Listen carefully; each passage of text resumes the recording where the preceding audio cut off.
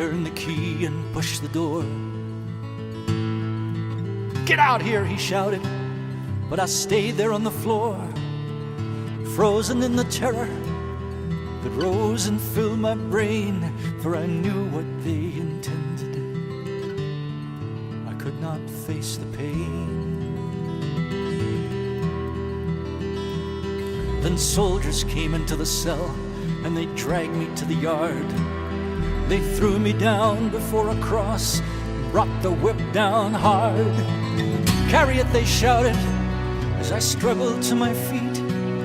I put my shoulder under it and dragged it to the street. I stumbled through a wall of screams as they drove me through the gate. It seemed that thousands lined the streets, their voices filled with hate, like a wolf pack in the night that moves in for the kill.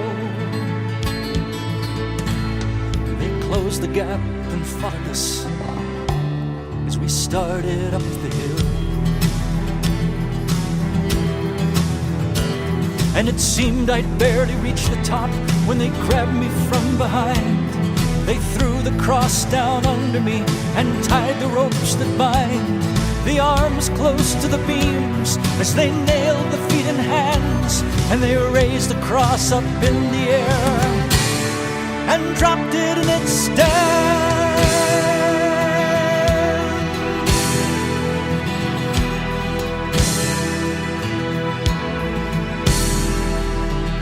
Through a blur of pain, I saw the cross there next to mine. There were people all around it, so I looked to read the sign. It was nailed there up above his head, so the world could see the news that the man who seemed so helpless there was the King of all the Jews. And the crowd that stood around his cross made jokes about his name. They shouted, laughed, and spat on him, so I joined in the game. I said, "Hey, if you're the king, why don't you get us down from here?" But the taunt just sounded hollow.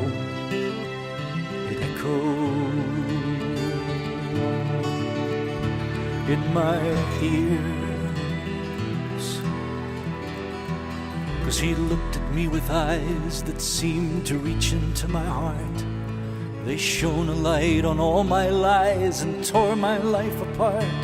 There was more that lay behind that gaze than simply blood and clay.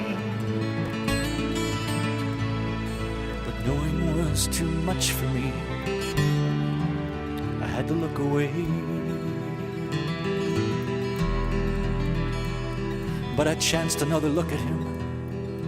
He was looking down where the soldiers who just crucified us drank there on the ground. And although he spoke them quietly, somehow his words came through. He said, "Father, please forgive them. They don't know what they do."